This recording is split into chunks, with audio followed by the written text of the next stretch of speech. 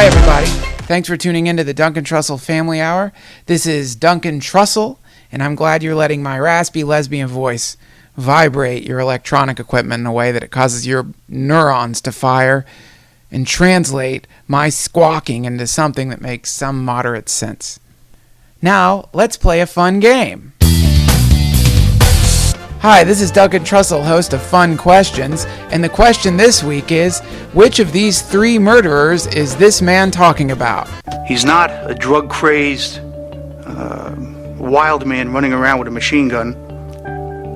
He's not a person that is driven by perverse sexual desires. He doesn't drink. He doesn't gamble. All of these things, which many persons that are involved in killing and murders often are motivated by, is nothing more than a predator on human beings. His motivation is greed, and his method of murder is very varied. Is it A, President Barack Obama? Obviously, a lot of these strikes have been in the Fatah and going after al-Qaeda suspects who are up in very tough terrain along the border between Afghanistan and Pakistan. For us to be able to get them in another way would involve probably a lot more intrusive military actions than the one that we're already engaging in. Or B, presidential candidate Mitt Romney? I can assure you, if I'm president, the Iranians will have no question but that I would be willing to take military action if necessary to prevent them from becoming a nuclear threat to the world. Or was he talking about C, mafia hitman Richard Kuklinski? You could put it in liquid form. You could, person could say, for instance, a person could be in a bar. You bunk into them, possibly by mistake, or say you were intoxicated, spill a drink on them, and leave. Meanwhile, it's soaking through their clothes, into their pores, and into their system. That is a tough one, and we'll have the answer next week. The Duncan Trussell Family Hour is sponsored by Shore Design T-Shirts, which is an incredible T-shirt company located in Thailand that uses the tears of unicorns in the production of their amazingly soft shirts. Go check them out at shoredesigntshirts.com. If you put my name in, you will get 10% off of any of their awesome shirts. We're also sponsored by Audible. You can go to audibletrial.com/family hour, and you will get a free audiobook if you sign up for a trial membership, which means that you can cancel at any time and have a delicious, wonderful audiobook sitting in your iPod for you to listen to the next time you end up on a boring drive or making love with someone that you don't really like. You can pop in your audiobook and try to forget about the whole thing as it's happening. The Duncan Trussell Family Hour is located online at duncantrussell.com. Go check out all the other incredible episodes of this podcast that are there and join the forum. You can share your recipes with us, sex secrets, magical rituals, or any other thing that you want to talk about. It's a very open-minded community, and I would love for you to join.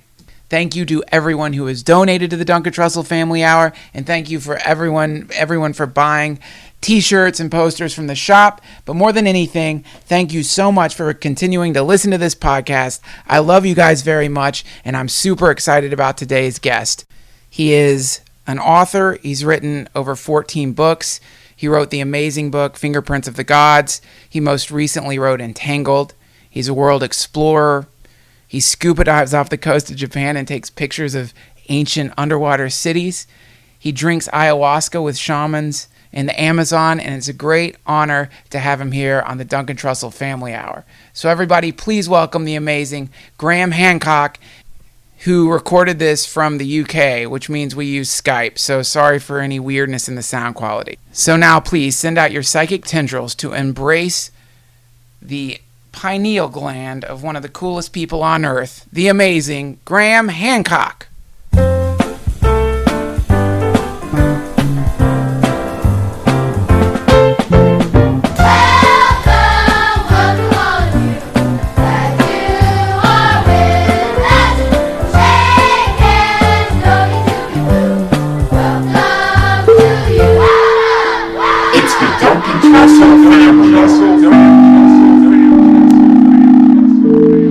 so much for coming on this podcast.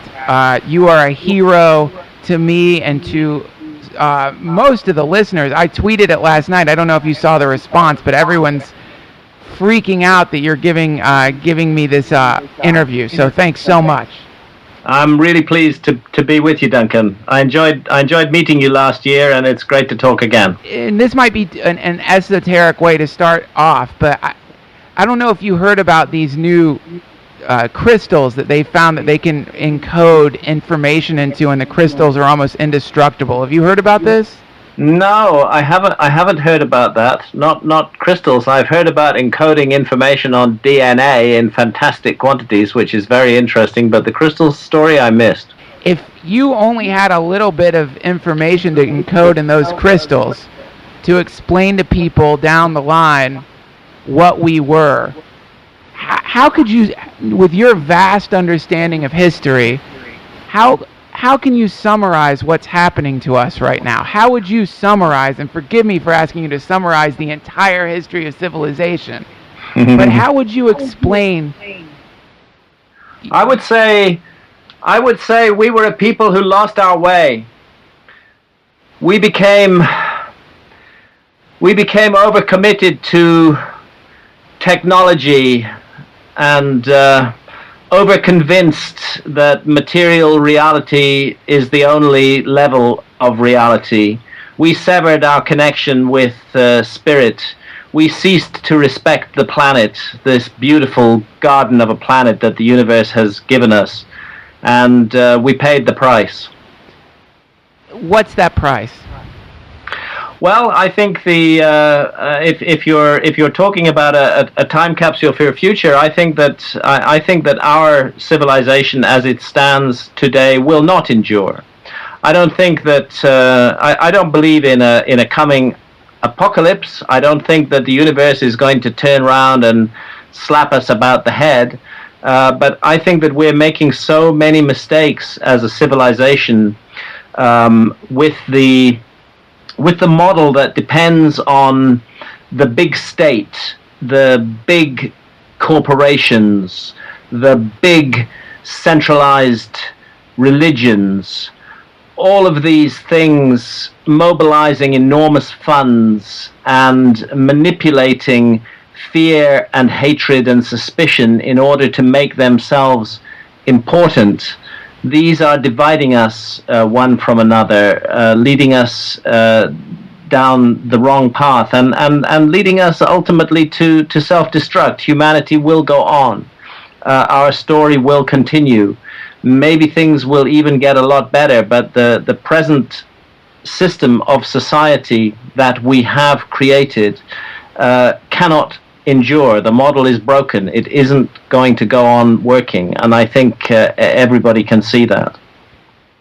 It seems like what you just described is not unnatural, but it seems to be a part of the cycle of human society. Yeah, I think so, and that's my, as a matter of fact, that's my take on the Mayan calendar. I don't think that I'd like to repeat this. I mean, I am not, one of those people who are saying that the end of the world is nigh. I don't believe that the end of the world is nigh.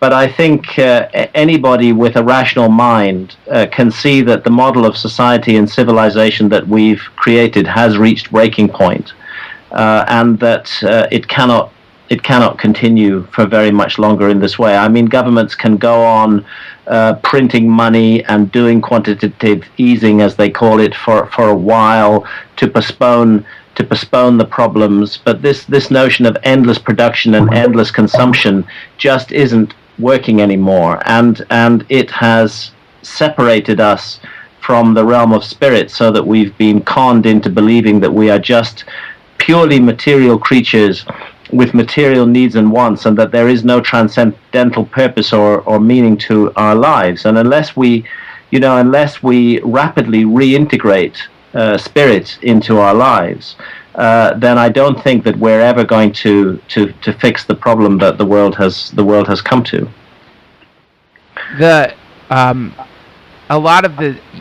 a lot of the stuff that you have brought out into the world is very controversial, and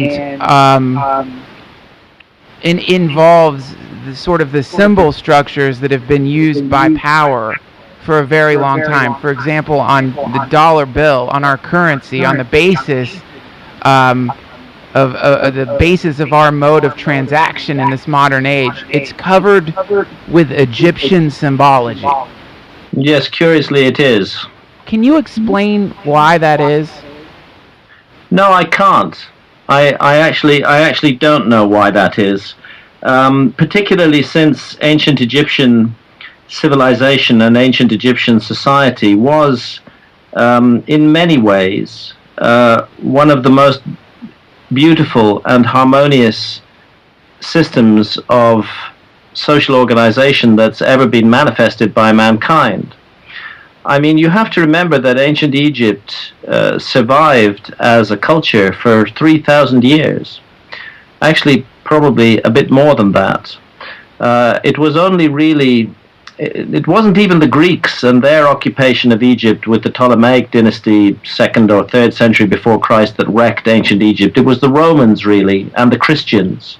It was the toxic combination of Roman state power and Christian hypocrisy and ego, which destroyed ancient Egypt. But for 3,000 years before that, the ancient Egyptians had been amongst the happiest, the most fulfilled, the most content people on earth, and lived a life that was both deeply spiritual and materially enriching as well. They really had found a balance, a place of balance for mankind on the earth, in the universe.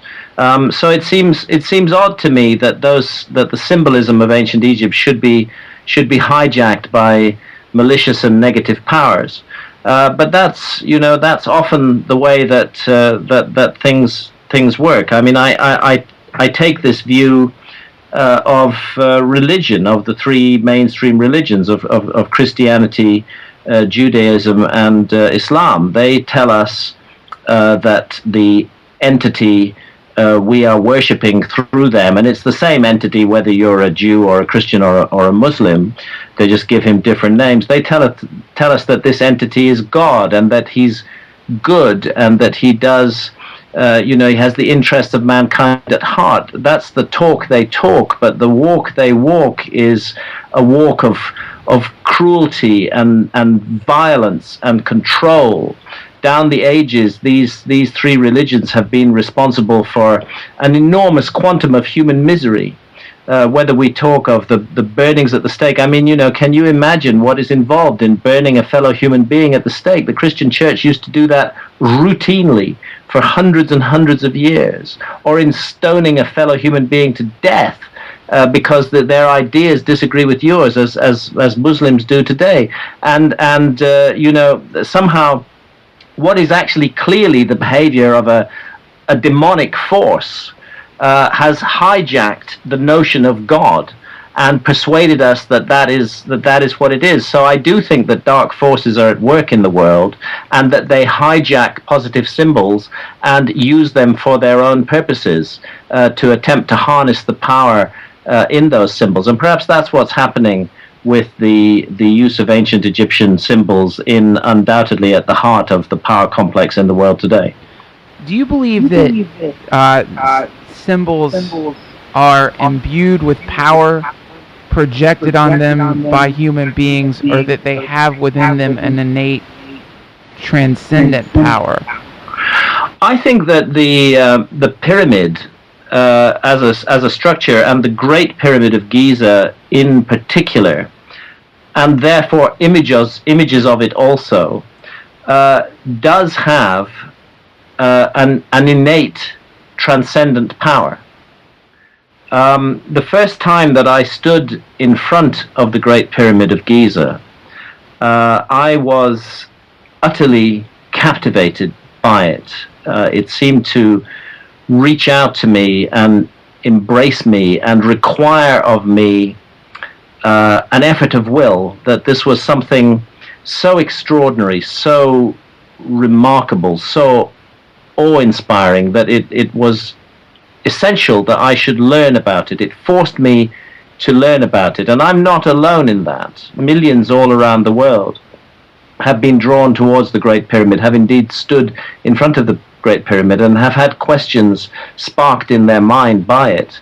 And those questions do lead to a process of self-initiation eventually as you go along that road. If you start asking yourself fundamental questions about this thing, why this shape, why these dimensions, you start finding that interesting answers spill out. Well, goodness, this thing is actually a scale model of a hemisphere of our planet. That if you take the height of the Great Pyramid and multiply it by 43,200, you get the polar radius of the Earth. And if you take the equatorial, if you take the base perimeter of the Great Pyramid and measure it accurately and multiply by the same number, 43,200, you get the equatorial circumference of the Earth. So somebody right there is telling us about our planet, and you wouldn't immediately grasp that from looking at it. It doesn't look like a hemisphere; it's a pyramid, but it actually incorporates the same dimensions on a scale of 1 to 43,000. It sits on latitude 30. You know, exactly 1/3 of the way between the equator and the North Pole. It's an astonishingly accurate device, weighing 6 million tons with a footprint of 13 acres, perfectly aligned to true north, south, east, and west. As you start getting drawn into this, you find that you're teaching yourself all kinds of stuff that you didn't know before. You're teaching yourself mathematics. You're teaching yourself astronomy. You're learning about our planet itself.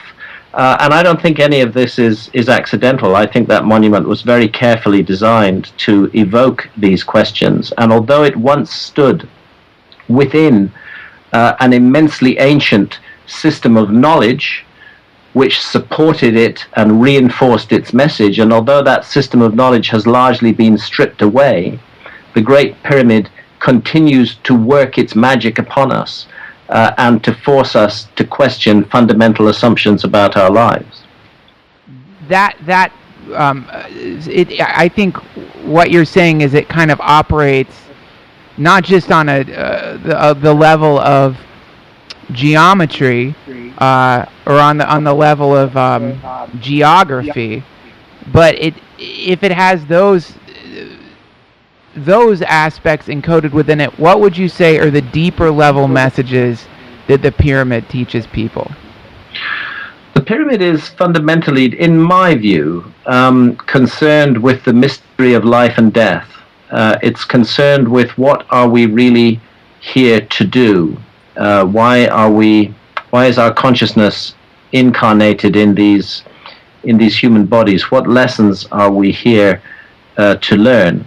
Those seem to me to be the deeper messages of the pyramid. If you're lucky enough to find yourself alone inside the Great Pyramid, as I have done on a number of occasions, if you're lucky enough to be alone inside the King's Chamber, a kind of heavy stillness descends upon you, and you discover that you're slipping into an altered state of consciousness, and whole areas of reality and thought that may have been closed off to you begin to become accessible. There's no doubt in my mind that the ancient Egyptians used the Great Pyramid as a consciousness-altering device, and they used it to explore the mystery of reality. Thus, when the ancient Egyptians talk about life after death, as they do all the time in their amazing sacred texts, from the pyramid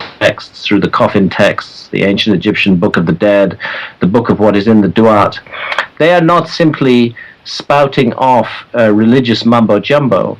They are sharing with us the result of centuries, of millennia, of direct exploration of the meaning and mystery of life, and they come to very specific conclusions. And the Great Pyramid is part of that project to find out what we're here for. Now, the one reason that people speculate that these symbols are all over our dollar bill is because, well, they don't even speculate. It's because the Masons were part of the American Revolution. And Yes. the Masons are, deeply into sacred geometry, because they believe that geometry is like a Mason explained this to me. Geometry is the first language of God or something. It's and so they're deeply into this stuff, and to the point. Some of them are. A lot of Masons are just in it for the beer, you know. Yes, for sure. I believe that. Yes, and I know that it probably functions on many different levels, but I think it does. I think it always has. and it seems like so many things are like that function on many different levels, and this is what I'm really curious about, because there's one side of me which has the tendency to look out into the world and see the power structures that are happening and see what basically amounts to a kind of global vampirism in the form of the military-industrial complex transforming human life into money.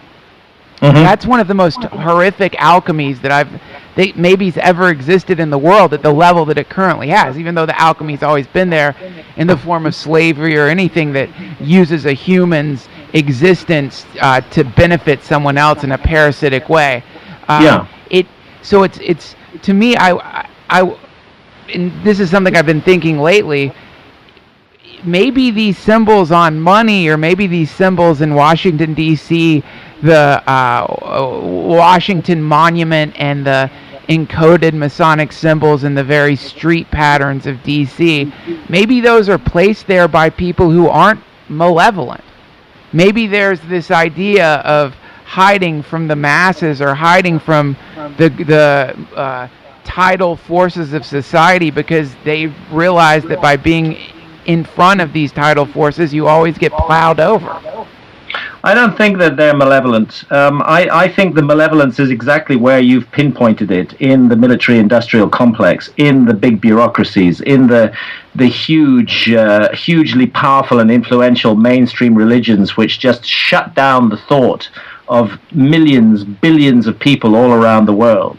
We take in the teachings about these three monotheistic faiths in childhood, and unfortunately, in the case of billions of people all around the world, these teachings are never again questioned. They just act in a knee-jerk way, like puppets being driven by these malicious and malevolent religions. So I think if we're looking for the presence of evil in the world today, be much more effective to look at it in the mainstream churches, in Christianity, in Judaism and Islam, than it would be to go off hunting for, some kind of Masonic conspiracy. As a matter of fact, if you go back into the history of the Freemasons and trace them back through the Knights Templar, who themselves were exterminated and burnt at the stake by the Catholic Church. I have no doubt in my mind that Freemasonry is a survival of what the Knights Templar were aiming to do. And what the Knights Templar were aiming to do was fundamentally to undermine the power of the church, to work within it, to undermine it. There's all kinds of curious things. You talk about Washington, D.C.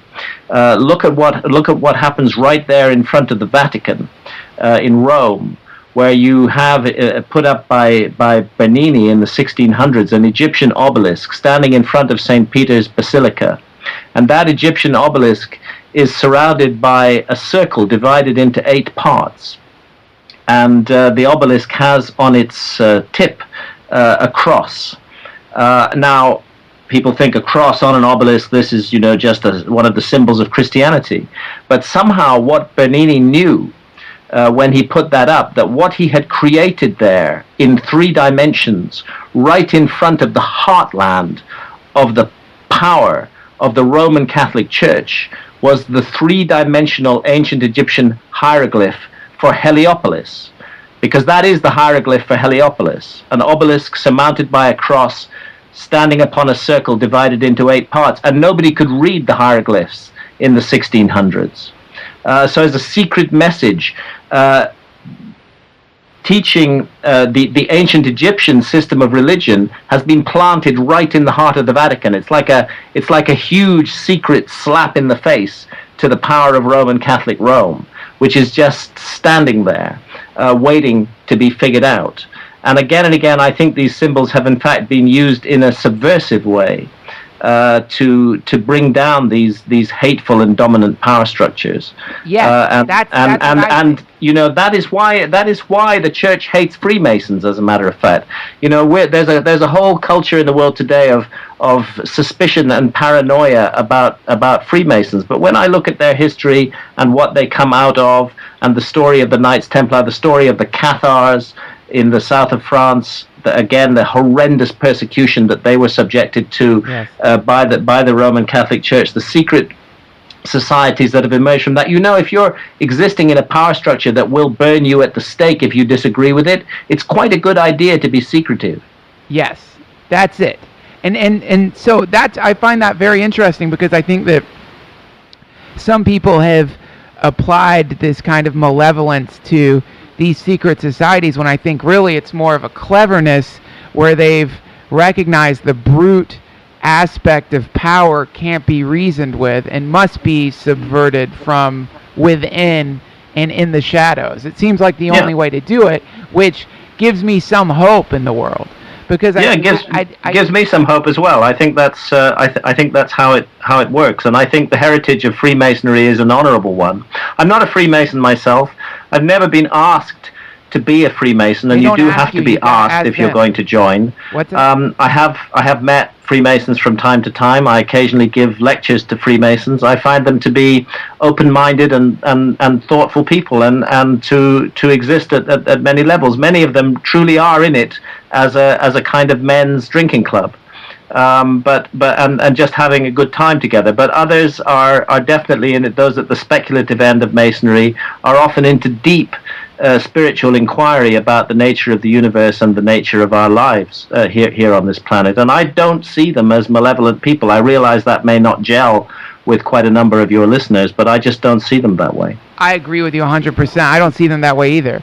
My grandfather was a Mason. He's the nicest guy ever. There's nothing malevolent about my grandfather. But I only bring it up because I'm interested in, right now my mind keeps going to this idea that what you're talking about in Egypt, this attainment of a technology, which any system of governance or any way that a society's run where it can create such powerful symbols like the pyramid, that's an advanced technology. And yeah, but I mean, what a in a way, let's speculate, what a brilliant act of subversion to get your subversive symbol printed on every single dollar bill. Well, I exactly. You know, those dollar bills are out there in circulation, passing through millions of hands, and every one of those hands, if they glance at it, they're going to see that symbol. It may be working in a positive way on their minds. Well, that's. I mean, when you look out at the world, when you see someone like Romney, or when you see some of the people who, what an idiot that man is! What a complete and utter idiot! I mean, it's something about him is so spooky. He reminds me of somebody like downstairs in a Vegas casino directly after snapping a prostitute's neck and trying to play it cool. Like, yeah, very sinister, very sinister. I mean, I have to say this is true of the political class the world over. I mean, really, I'm not inspired by any politicians. I'm not inspired by Obama either. I'm not inspired by the useless idiots that run my own country, Britain. You know, completely shallow and empty men with no character, no principles. All they're interested in is power and money. I think this is true of the political class the world over. There is hardly a single decent and honorable politician in the world today. So no wonder they're leading us to hell at a fast pace. Yes, that's it. I mean, well, it's a very curious it's a very curious time in human history, because I think people are more than ever really realizing that the entire system appears to be some form of pro wrestling or some kind of gaudy theatrics that people are buying less and less and less. But there is a growing disgust with the venal and corrupt political class that rule the world.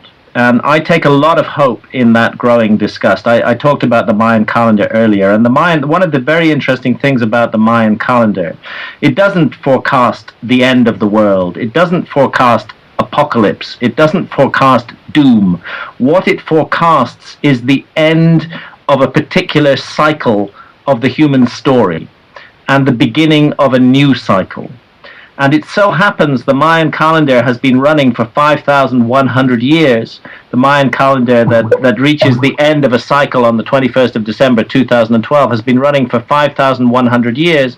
And those are precisely the 5,100 years of the big state, the big corporations, the big hierarchical, controlling dominator religions. And amazingly, the Maya seem to have at least got that right, that we are coming to the end of that cycle of the human story. And all over the world, in part it's due to the internet, people are waking up, young people in particular. They're refusing to accept that bullshit any longer that's been stuffed down our throats by the controlling dominator culture that we live in. People are just not buying into it anymore, and we see through clearly the shallowness and the lies and the folly of our political class. And there's a worldwide disgust with existing power elites, and that ultimately will translate into change and into a new form of society where the individual is sovereign, and our right to make decisions about our own consciousness and about how we should live without having to take everything off the peg from some pre-established model. A new innovative era of human consciousness is on the way, I believe. And I want to talk to you about that. You mentioned that the great problem right now is that we've lost our way because we've lost our connection with a kind of transcendent intelligence. And a lot of people have a variety of names for that intelligence. So I want to ask you, how does an individual translate the awareness that the power structures have become antiquated and are no longer serving any purpose other than destruction? What actions can a person take to bring us closer to past the transition, to bring us into whatever this next thing is that we all feel is brewing? I think we all need to spend more time in altered states of consciousness, not in the alert problem-solving state of consciousness that is favored by our society today. That state of consciousness has its uses, but it isn't the only state of consciousness of which we are capable of human beings. It is, in fact, just a tiny percentage of what we're capable of. And it's not an accident that the dominator culture that we live in today persecutes altered states of consciousness, persecutes people who use psychedelics to explore altered states of consciousness. And of course, psychedelics are not the only tool or technology for gaining access to altered states of consciousness. It happens that shamanic cultures around the world, tribal and hunter-gatherer cultures, whose main mode of contact with the realm of spirit is through shamanism, have perfected a large number of technologies for entering the necessary trance states, the necessary altered states of consciousness. In a large number of cases, those do involve the use of visionary plants, such as ayahuasca, of which the active ingredient is DMT, or such as psilocybin mushrooms. But in other cases, it involves rhythmic dancing, fasting, meditation, sensory deprivation. There's all kinds of ways to step aside from the alert problem-solving mode of consciousness and to embrace the other states of consciousness of which we are capable, and to learn the lessons that are taught to us in those states of consciousness. And I think that this is one of the great battles that's underway in the world today. Our society is waging a war on consciousness.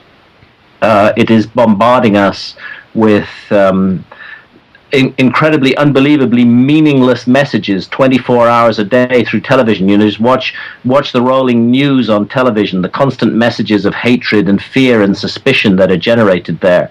You know, watch reality TV shows. Consume, that our sole purpose on this planet is simply to consume, and to consume more than more ostentatiously than our neighbors do. There's just an enormous bath of completely useless and meaningless messages are constantly being poured over our consciousness by our society. The notion of patriotism, another one of those horrible knee-jerk ideas. Why on earth should I feel more loyal to somebody else just because they happen to be born on the same piece of land than me? I don't care what piece of land they're born on. I don't care what color their skin is or in which culture they were brought up in. All I care about is the ideas those people have. Patriotism tells us that we must specially favor other people who were born on the same piece of land as us, and leads again to division and hatred and fear and suspicion in the world. The mainstream religions tell us that if we don't follow their point of view, then we're blasphemers, we're evil. You know, all of this is so negative and wicked and wrong, and it's all tied in to a very narrow band of human consciousness. And the way to break the chains of that is to embrace altered states of consciousness, to sit at the feet of the shamans in tribal and hunter-gatherer societies and learn what they have to teach us. It's part of the abuse of our society today that people do use psychedelics for recreational purposes. Psychedelics should not be used for recreational purposes. Psychedelics are sacred tools for the investigation of consciousness, for the exploration of consciousness. They should be used with reverence. They should be used with respect. They should be used with proper control of the space in which the use takes place. All of this, our society has completely forgotten about, and as a result, we have a situation today where we simply don't know how to use these powerful vehicles for transformation. Well, that's something I'd like to ask you about, because I don't think I'm sure some of the people who listen have the ability to find a shaman, to make a trip to South America, to go through an ayahuasca ceremony, but not everyone does. But I think most of the people who probably listen to this podcast can definitely get their hands on some mushrooms or some form of psychedelic. So how would you advise someone who has never taken mushrooms ceremonially or any psychedelic ceremonially? What's something someone can do? What would be the perfect trip for them, or a way for them to get... Well, first of all, be sure that somebody in the circle is already very experienced with using mushrooms. Right. There must be somebody there who is very familiar with the effects of the mushrooms. Secondly, create a ceremonial setting. Don't just hang out, but make it a ceremony. Make it a special time. Show reverence to the plant, which in many ancient cultures is regarded as a teacher, as an ancient teacher of mankind. Go in with the intention of reverencing those plants and learning what they have to teach us, not for some recreational interlude, but with the hope of some deeper understanding of the mystery of why we are here. Make a ceremony, make a circle before the group begins the experience. Share your intentions, speak to one another. Say, what do you intend from this night's journey? What do you hope to gain from it? Do it calmly, quietly, with reverence and respect. Take the mushrooms, pass the journey, and the next day share your experiences, again with reverence and respect. That's a way to start. And like I say, make sure there's somebody there who knows what they're doing. Right. Yeah, this is one of the, to me, something that's really upsetting on YouTube is these videos of idiots smoking salvia, and they're doing it, you see you hear video games going on in the background or MTV, and they're smoking this really powerful shamanic plant and then punching each other in the arm. I agree with you, Duncan. I think that's a huge mistake. And I just would wish that people would not do that. these visionary plants are extraordinarily powerful agents of transformation. They do have lessons to teach us, and because they are teachers, they deserve to be treated with respect, with reverence, with ceremony, and we should do everything possible to shut out the intrusions of the dominator culture in which we live, which includes computer games. Yeah, well, yeah. I mean, God, talk about the new heroin. That's an undiagnosed heroin, is what that is. People don't realize the narcotic effect of video games. They will eventually realize. Yeah. I mean, aside from the fact that with heroin you're blasting your body with a foreign chemical, physically when you're playing video games and nodding off on heroin, it's really quite similar. You're just in a... I would say it's quite similar, and also the narcotic effect of 24-hour television. You know, many people can't sit in a room without having the television switched on. But to get back to the idea of this ceremony, this is something that I've been thinking about lately. I've been reading some. For the past, 8 months or so, I've been reading a bit of Crowley and studying some different forms of ceremony and ritual. And, it doesn't seem, especially if you believe that certain symbols are imbued with their own power, they have within them some innate power in the same way that certain elements have radioactive qualities. It seems like there are certain ceremonies that would be more effective than others. And instead of just making something up, is there something you could recommend for people who would want to follow something a little bit more formal when entering into a psychedelic state? Well, I think I just recommended it. Really, I speak most directly from experience with ayahuasca, and the way that we drink ayahuasca is first of all, one amongst us is enormously experienced with ayahuasca. He will drink the ayahuasca with us, but he's also quite capable of helping those who get into difficulty. And you do get into difficulty with powerful psychedelics from time to time.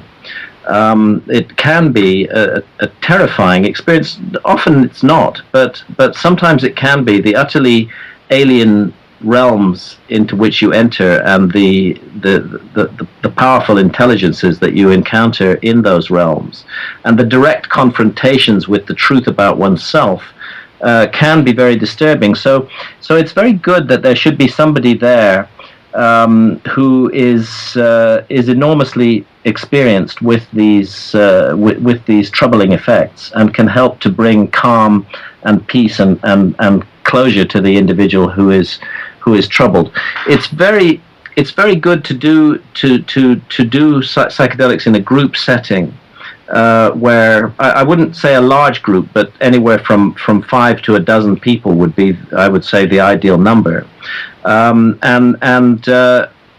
with psilocybin, it's quite nice to be in nature, and to go with your group and walk into trees and forests and just appreciate nature and listen to nature and hear the wind through the trees and see the light sparkling off the leaves and off the waters, and make a reverence for nature part of it.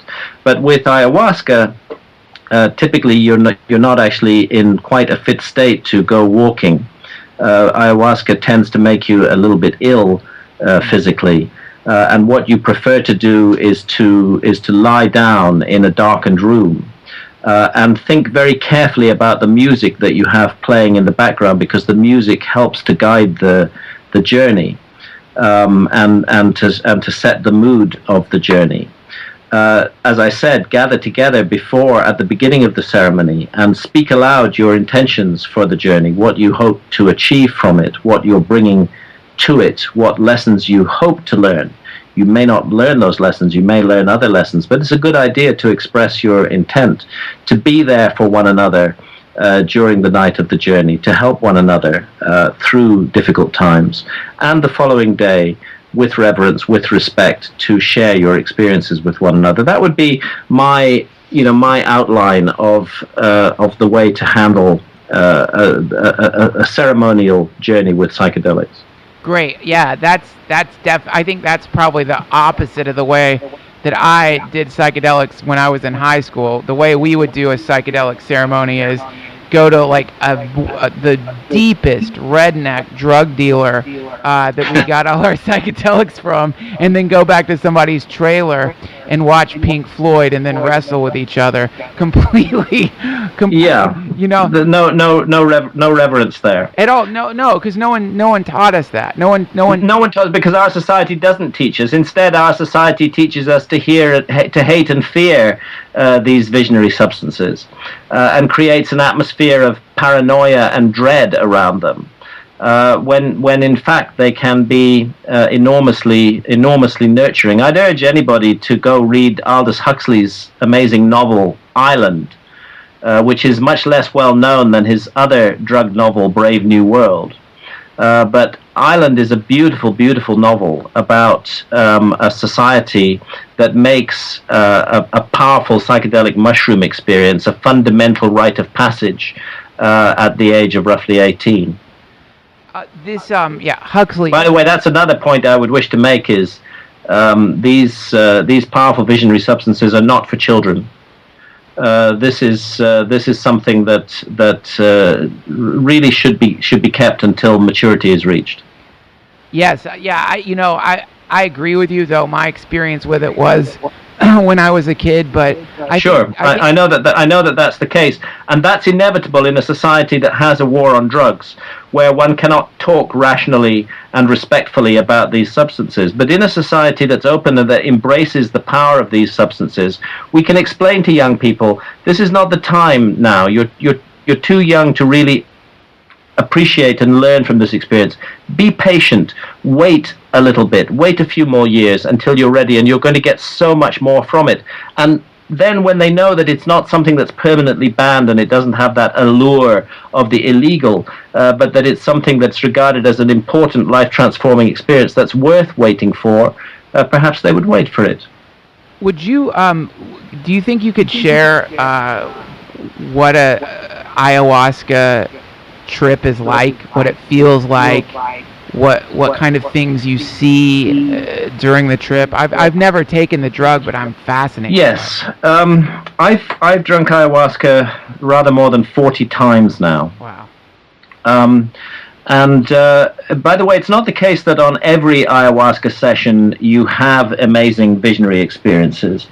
It's possible to drink ayahuasca and not have visionary experiences. One shouldn't be disappointed by that. The plant is doing other work with you when that happens. But typically there are two distinct elements to the experience, quite apart from the physical elements, which include waves of vomiting, nausea, and diarrhea. You really do have to brace yourself. This is quite a tough physical trip. It's called the purge in the Amazon. And it's called that because it does have strong purgative effects. But the shamans in the Amazon regard the purging as a fundamental part of the ayahuasca experience, that in a sense you're cleansing your body of toxins, and you're cleansing your spirit of toxins at the same time while this happens. A fundamental aspect of the experience is what I call the life review, where you're confronted by a true picture of your own behavior towards others. This is why people often burst into tears during ayahuasca sessions, because you suddenly realize that you're not such a nice guy as you thought you were, right, and that you've actually been toxic and damaging and hurtful to others. Ayahuasca shows you that mercilessly. It shows you the pain that your words and your actions have caused to others from their point of view, not from yours. It's so difficult for us to put ourselves into other people's shoes. Ayahuasca obliges us to do that, and that can be very painful. Because you suddenly realize that you, in a way, are putting your own immortal destiny in jeopardy by the cruel words that you have spoken to others down the years, and these come back to you to haunt you. But it's painful, but it's a vital teaching, because it gives you the opportunity to change that behavior in the future, to become more nurturing, more loving, more consciously careful about the feelings and needs of others than you've been before. Ayahuasca is a tremendous teacher in that respect. And secondly, there's the powerful visionary elements of ayahuasca, the contact with intelligent entities. In the Amazon, ayahuasca is often seen as a female spirit, and it's well known that she presents herself in the form of a serpent, a gigantic anaconda-type serpent, sometimes as another creature of the jungle, a jaguar, and sometimes as a human woman. And I've met Mother Ayahuasca in all of these forms. It's very common to see what are called therianthropes, creatures that are part animal and part human in form, and that communicate with you telepathically. All of them have lessons to teach you. And I've recently been sharing, because I think it's time to share this, and I'll share it with you and your listeners now. Something very extraordinary that has happened to me as a result of the 5 ayahuasca sessions I did in Brazil last year. You know, Duncan, when I met you and Joe, and we did Joe's podcast at the end of last September, I believe it was, I was about to get on a plane and fly to Brazil. I don't know if I told you that at the time. Yes, you did. And I was going down to Brazil to have 5 ayahuasca sessions. Now, prior to that trip, I had been smoking cannabis for 24 years. I was 61 then. I'm 62 now. I started smoking cannabis quite late. I was 37 years old when I started. And initially, it was a relatively small part of my life. But as the years went by, it became a larger and larger part of my life. When I wrote The Sign and the Seal, I only smoked cannabis of an evening after I'd finished writing. It was a kind of have a pipe and get a little drowsy and go to sleep. But when I wrote Fingerprints of the Gods, I was smoking cannabis from morning to night. Let's say 14 hours a day, 7 days a week, every week of the year. Wow. And this carried on. I switched eventually to vaporizer technology. One of the things that I would urge anybody working with cannabis is try to get hold of a vaporizer because it's much more helpful for your lungs than the combustion products in smoke. And again, if we lived in a rational society that really cared about the health of our citizens, we would make the benefits of vaporizer technology much more available. It's just much healthier. So last 5 years or so, I was using a vaporizer and smoking steam rather than smoke. But at a certain point, I transitioned from somebody for whom cannabis was a useful ally and a friend that helped me, a plant ally, that helped me with the creative process and with my writing. I transitioned into somebody who was abusing cannabis. And I think that really the moment I started using cannabis 7 days a week and 14 or 16 hours a day, I became that person who was serving cannabis rather than being served by it. And in the latter years, many friends, and particularly my beloved partner, Santha, noticed changes in my behavior, that I became increasingly distrusting, that I became paranoid, that I became very easily angry in certain circumstances, irrationally so. And this was driven by paranoia and mistrust. And I refused to accept that cannabis was in any way implicated in this.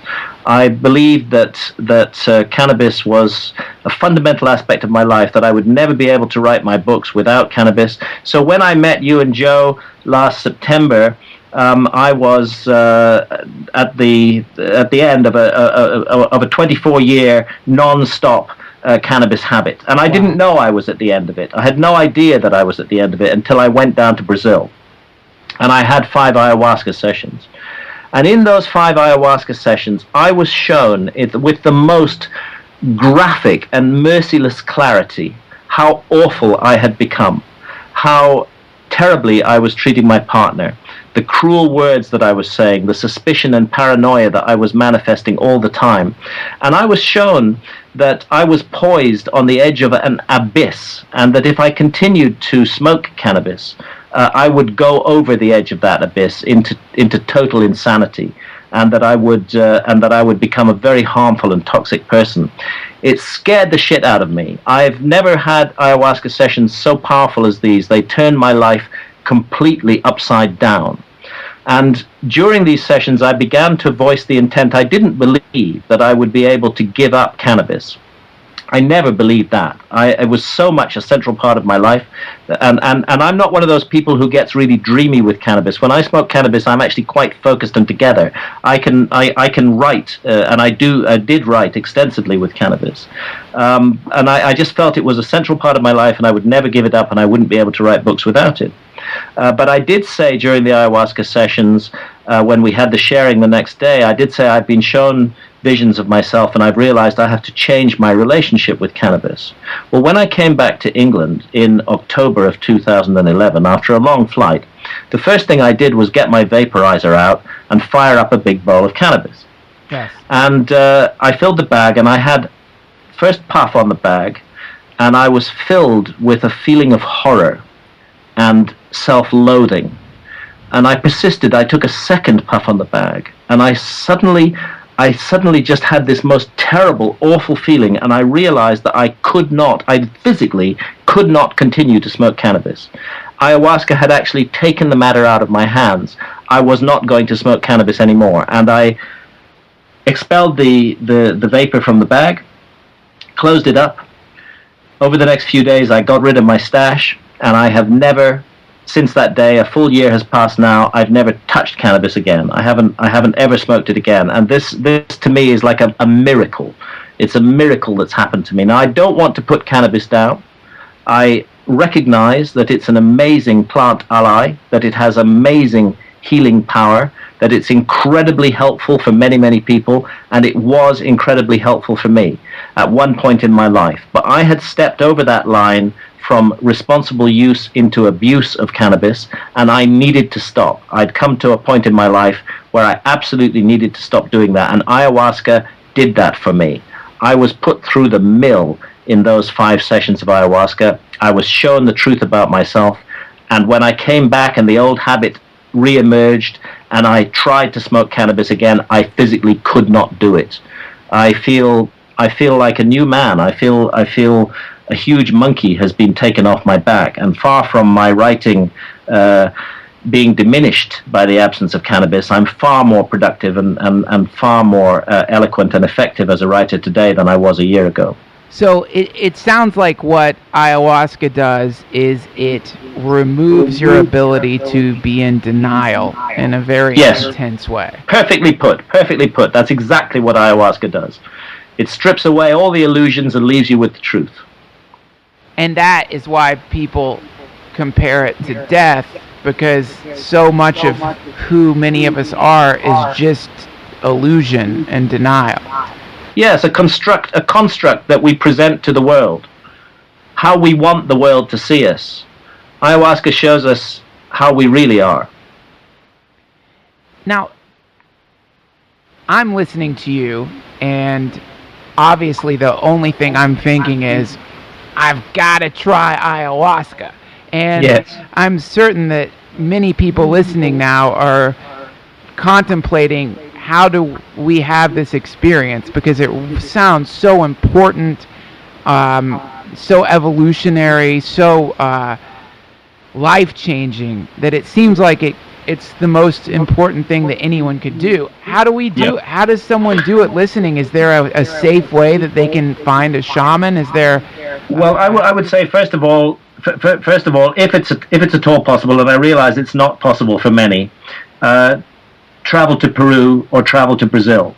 In both countries, ayahuasca is legal. It's responsibly administered. It's easy to find people who know what they're doing with it.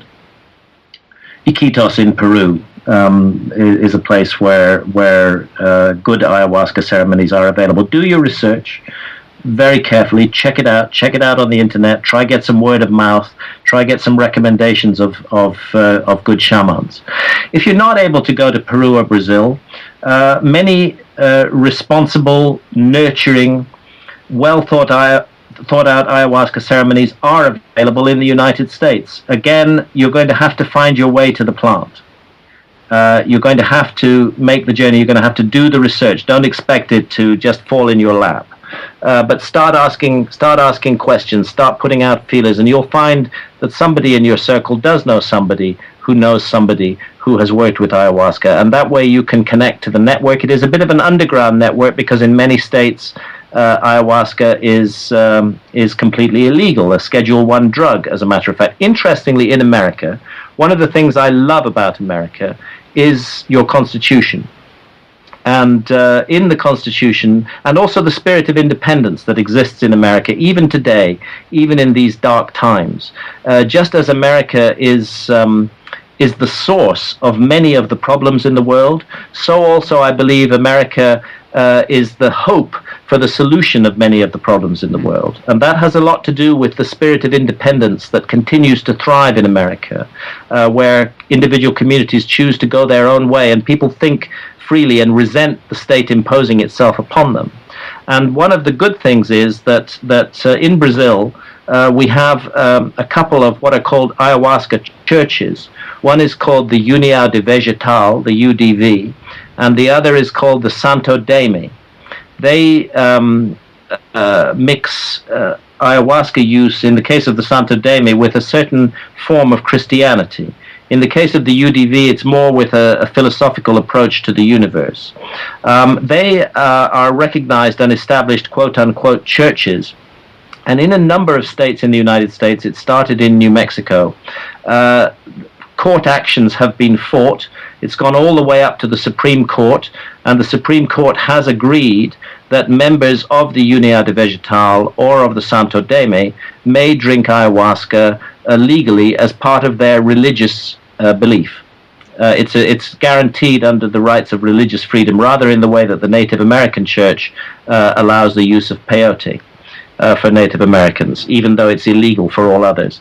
In this way, ayahuasca is available in a number of states in the U.S. I believe Oregon has recently joined the list. New Mexico, certainly. Check out the Santo Daime and the União de Vegetal. They are enormously experienced in using ayahuasca, and they're not a bad place to start the ayahuasca journey. I personally don't particularly enjoy the slightly hierarchical, highly organized aspect of the UDV and of the Santo Daime. I've got nothing against it, but it just doesn't particularly work for me. I'd rather work with a shaman in more traditional setting of working with and using ayahuasca. But the UDV and the Santo Daime are certainly a good place to start. And otherwise, just put feelers out, put the word around, find out who knows about ayahuasca ceremonies in your area. Many shamans from Peru and Brazil are coming north. They are visiting America. Again, it's all underground. Ceremonies are taking place in private homes led by shamans, very safely, with care, with reverence, with respect, and with some risk of attack by the forces of the law. So this is all done underground. It's like being a member of a Gnostic sect in the 3rd century. It all has to be done by word of mouth. But if you're determined enough, you will find your way to the right shaman, to the right facilitator, and to the right ceremony. Beautiful. Great. That's great. Great information. It's almost been an hour, but I want to talk to you about your new book before we wrap things up, because you have this new book, which I have not read yet, but I read the description of it, and it sounds awesome. It's called Entangled, right? Yes. I'm known as a writer of nonfiction. All of my big books were non-fiction investigations of historical mysteries. Fingerprints of the Gods is probably the best known of my non-fiction books. But as part of my work with ayahuasca, I got signaled very strongly that I should write some fiction, that I should write a novel. And not only as part of my work with ayahuasca, but also as part of my own personal development. I got to a point where I became fed up with having to deal with academic critics. My non-fiction work has been very controversial, suggesting the possibility of a lost civilization. And this brought me just a huge number of attacks from mainstream academics, historians, archaeologists, all determined to discredit me. And because students were approaching them in class and saying, what about this guy Hancock? He says there was a lost civilization. And they found that very annoying. And so what I found was that as the years went by, because I had to take account of these critics, rightly and properly, my writing became more and more defensive, and my books became longer and longer. So that the book I wrote about underwater ruins submerged by rising sea level at the end of the last ice age, that book is called Underworld. That's close to 900 pages long. Wow. And has something like 2,000 footnotes. And frankly, it's a pretty heavy read, in the way that Fingerprints of the Gods was not. When I wrote Fingerprints of the Gods, I was coming from a place of freedom. But all of the criticisms and the attacks kind of chained me down and made me more and more of a defensive writer, attempting to bulletproof every argument. And it suddenly occurred to me that I could continue to explore extraordinary ideas, but do so within the vehicle of fast-moving adventure fiction, and I wouldn't have to deal with any of that critical apparatus at all. Right. Because, hey, it's just fantasy. So I ended up writing my first novel, which is called Entangled, and it's about the battle of good against evil. It's a time travel novel. It has a young woman called Rhea, 24,000 years ago in the Stone Age, and it has another young woman, Leone, in 21st century Los Angeles, and they're brought together by a benign supernatural being who they call the Blue Angel, to do battle with a demon who travels through time and who is seeking to mislead and misdirect and ultimately to destroy mankind. And what the novel suggests is that time itself is an illusion, and that many different epochs intersect and interconnect, that time is not an arrow, not a straight line moving from past to present to future, but that past, present, and future all coexist in a sort of tangled cat's cradle of spirals and cycles of time. And it's this mechanism, through the use of altered states of consciousness, that enables my two heroines, one in the 21st century, one 24,000 years ago, to encounter one another. And the modern heroine uses DMT in its pure form, and uses ayahuasca as vehicles to travel out of body into the past. And the ancient heroine Rhea uses psilocybin mushrooms for that same purpose. And it is, I have been criticized because there is a tremendous amount of violence in the book, and I think many New Age thinkers feel that that somehow everything is good and the universe is just wonderful and there's no evil or violence in it. But that's not been my experience, and I'm writing a novel about the battle of good against evil, and I felt I needed to show evil as it really is and as it manifests, and that is what my heroines are confronting in others and indeed in themselves, and seeking to overcome in themselves. I've had a tremendous amount of criticism for the violence in the book, from people who seem to believe that we should just pretend that such things do not exist, that we just have to wish goodness and goodness will come. But really what I'm describing is a sort of Stone Age Hitler in the form of this demonic entity. And Hitler was a case where really he had to be stopped on the battlefield. He couldn't just be wished away with positive thoughts. Graham, are you aware? At a certain point, evil becomes so powerful that there's only one way to stop it, and that's to take up arms and deal with it. And that's what the heroines in my story do. Graham, and Entangled is volume 1 of a 2-volume series, and the second volume is under preparation.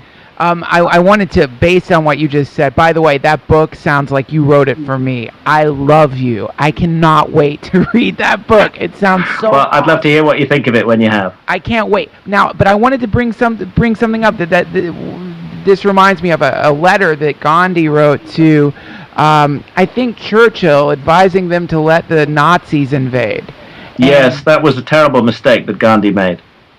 And that attitude, the attitude that I guess people are applying to your book, where they want everything to be this field of flowers, is not reflective of the way life is. Sometimes you have to fight. This is why absolutely. Sometimes you have to fight. I believe that that's the case. Sometimes evil becomes so bad, so awful, so powerfully impinging on the sovereignty of others that the only way to stop it is to stand up and fight it. And I think that's, I think that's a conclusion many of us are coming to, and certainly violence isn't the only way to fight. But, I think the battle involves taking the steps to find ayahuasca is its own fight, I would say. Yes, it is. It is. It's meant to be a journey. It's not meant to be easy. But like any quest, if you persevere, you will reach your goal. Mr. Hancock, thank you so much for coming on the podcast. You're a brilliant human, and I think you've become a shaman. How can people find you?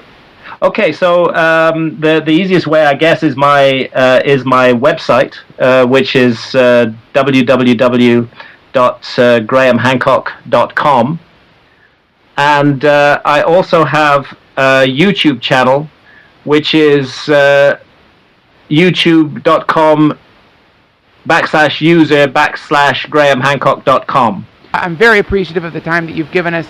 Thank you very much. The following is from the Holy Sons album, Lost Decade. The name of the track is The Voice, and you can get it on iTunes or Bandcamp.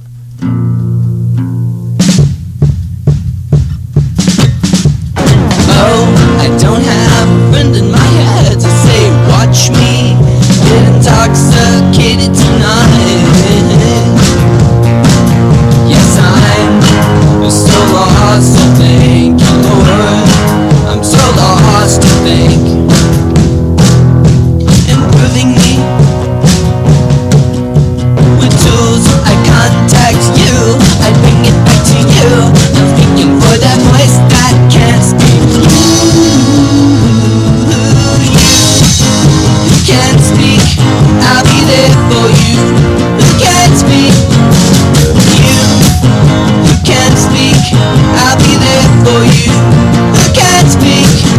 I see you in the scriptures, I see you in the statues. It's like revealing right. Your revenge tonight will be rewarded. For I am your voice. Yes, I am your voice.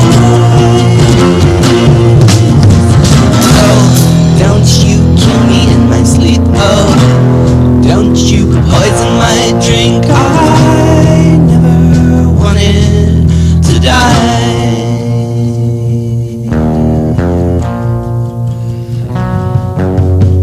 I am the voice so malleable, and I reach up to you to say, bring your requests for revenge. If there is a corner of consciousness, maybe I can find those words just to bring them here to your heart, which I know exists because I know you, and you've always been there for me. And I can stylize you tonight with confidence that I can summon you tonight. Stylize you tonight with confidence that I can summon you tonight. Crystallize you tonight with confidence that I can summon you tonight. Yeah. From the floorboards comes the whisperings that I need to hear.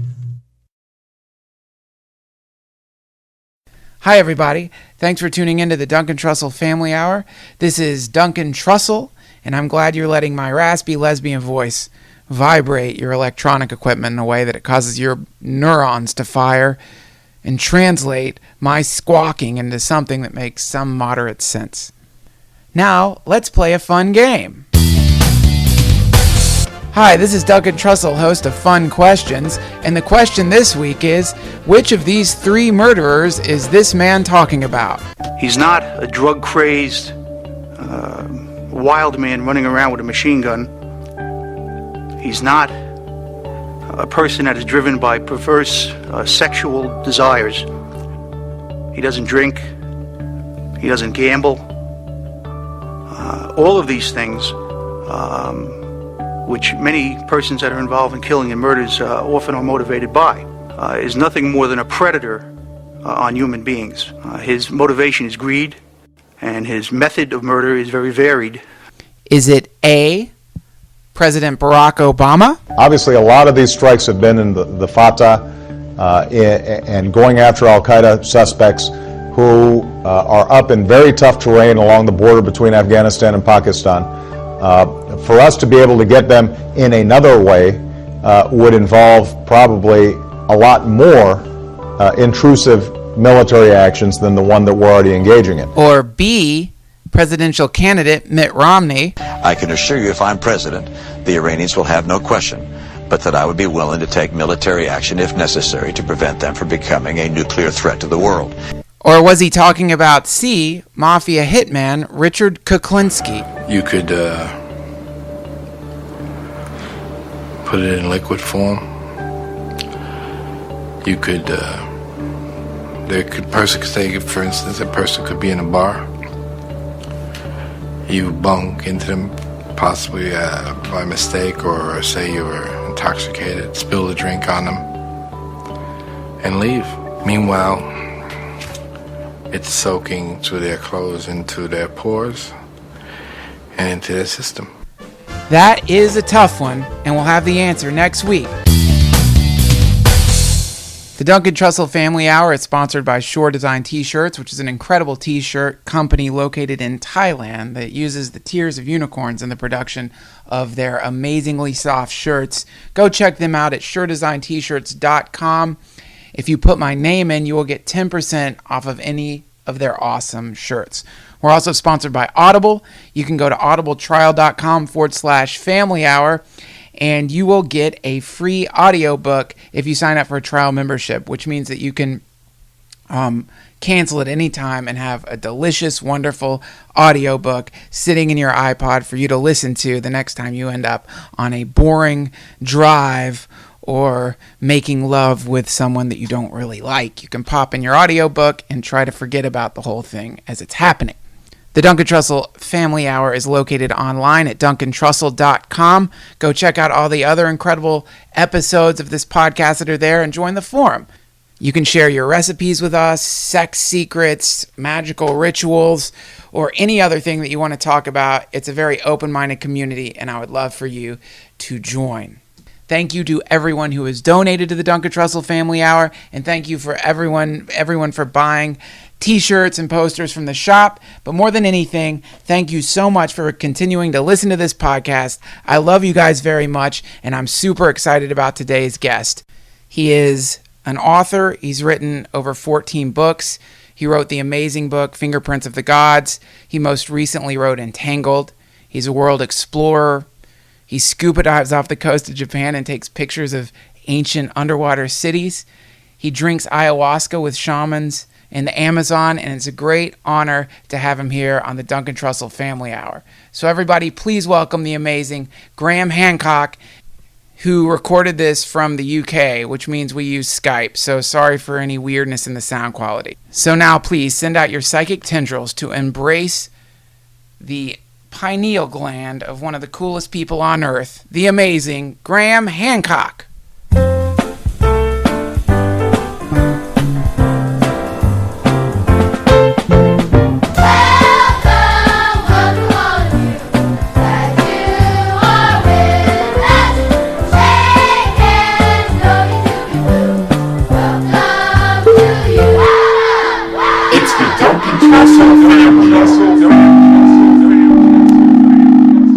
Thank you so much for coming on this podcast. You are a hero to me and to most of the listeners. I tweeted it last night. I don't know if you saw the response, but everyone's freaking out that you're giving me this interview. So thanks so much. I'm really pleased to be with you, Duncan. I enjoyed meeting you last year, and it's great to talk again. And this might be an esoteric way to start off, but I don't know if you heard about these new crystals that they found that they can encode information into, and the crystals are almost indestructible. Have you heard about this? No, I haven't. I haven't heard about that. Not crystals. I've heard about encoding information on DNA in fantastic quantities, which is very interesting. But the crystals story I missed. If you only had a little bit of information to encode in those crystals to explain to people down the line what we were, how could you, with your vast understanding of history, how can you summarize what's happening to us right now? How would you summarize, and forgive me for asking you to summarize the entire history of civilization, but how would you explain?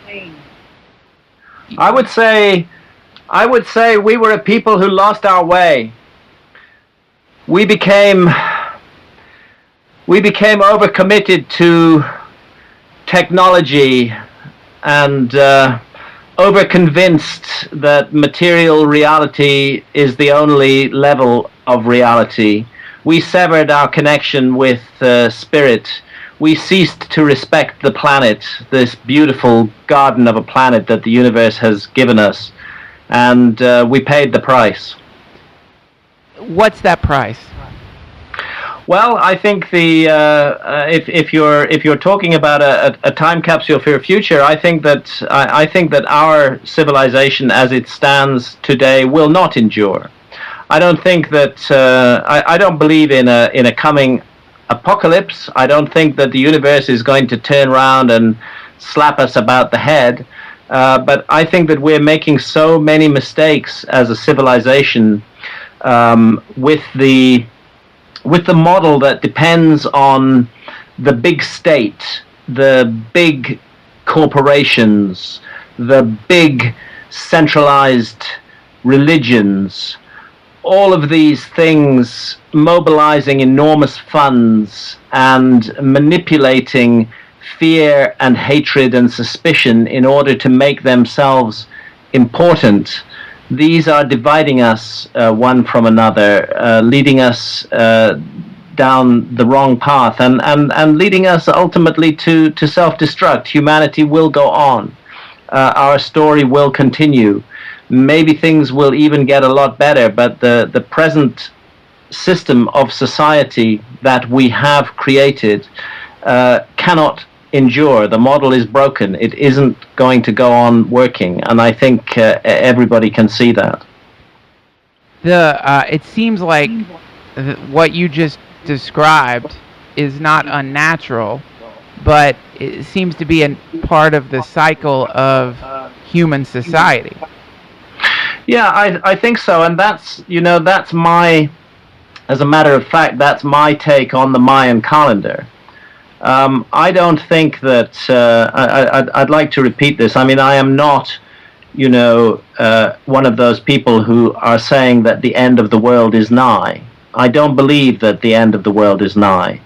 But I think anybody with a rational mind can see that the model of society and civilization that we've created has reached breaking point, and that it cannot continue for very much longer in this way. I mean, governments can go on printing money and doing quantitative easing, as they call it, for a while to postpone the problems. But this notion of endless production and endless consumption just isn't working anymore, and it has separated us from the realm of spirit, so that we've been conned into believing that we are just purely material creatures with material needs and wants, and that there is no transcendental purpose or meaning to our lives. And unless we rapidly reintegrate spirit into our lives, then I don't think that we're ever going to fix the problem that the world has come to. A lot of the stuff that you have brought out into the world is very controversial, and involves the sort of the symbol structures that have been used by power for a very long time. For example, on the dollar bill, on our currency, on the basis of the basis of our mode of transaction in this modern age, it's covered with Egyptian symbology. Yes, curiously it is. Can you explain why that is? No, I can't. I actually don't know why that is. Particularly since ancient Egyptian civilization and